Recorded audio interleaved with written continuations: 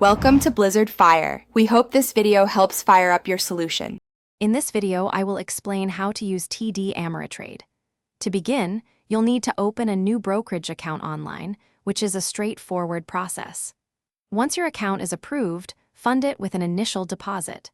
Then, securely set up your login credentials, including a strong password, to ensure your account is protected and ready for use. Now that your account is set up, it's time to explore the platform. You can easily access your dashboard to view your account summary and holdings.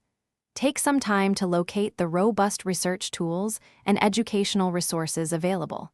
Feel free to customize your trading interface to suit your preferences, making it efficient and comfortable for you. When you're ready to make a trade, use the search function to find specific stocks or exchange-traded funds.